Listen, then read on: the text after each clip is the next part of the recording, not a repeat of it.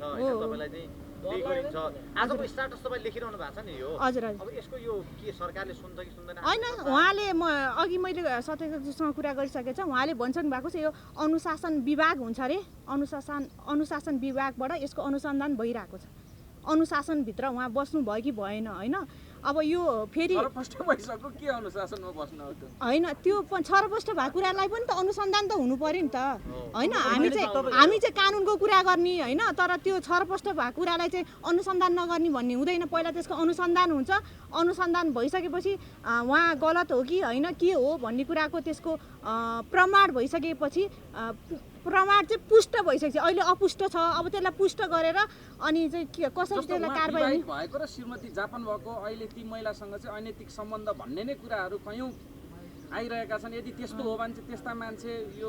गरिमामय संसदमा बस्न लागेको हैन त्यो अनैतिक कार्य गर्ने त कोही पनि चाहिँ यहाँ बस्नलाई चाहिँ त्यो उहाँहरूलाई दिँदैन क्या त्यो उहाँहरूको नैतिक त्यो पतन भएर जुन भइसकेको छ समाजमा त्यस्तो मान्छेहरू हुनु त्यो त हुँदैन त्यो त आशिका तामाङमा पनि लागु हुँदैन र तपाईमा पनि कसैलाई पनि यो सदन यो सिंहदरबारभित्र छिर्ने कोही पनि चोर फटा छ भने उसलाई समातेर लैहाल्नु छ यो चाहिँ पार्टीको नि सांसदहरुको विरुद्ध बोल्नु भएको छ पार्टीले गरेको कार्यक्रम फेरि तपाई नचाहिने कुरा नलाग्नु है चाहिने सोध्नुस् है चाहिने कुरा सोध्नुस् तपाई चाहिँ फेरि उल्टो कसरी भाइरल पार्ने दिदीलाई भन्नुपर्छ नलाग्नु त्यो हो भने म यहाँबाट टेक्दै टेक्ने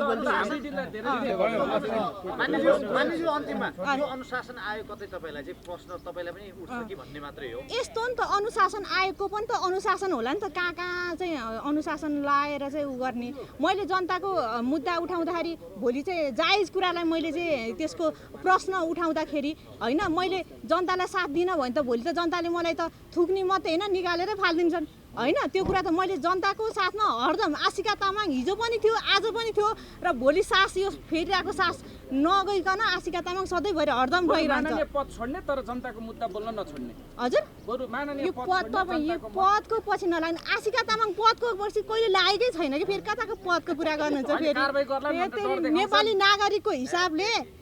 हैन सार्वजनिक एउटा नेपाली नागरिकको हिसाबले म सदैव हरदम तपाईहरुको इभन यो टेन्ट बनाउँदा नि म एकदम ह्याप्पी छु तपाईहरुले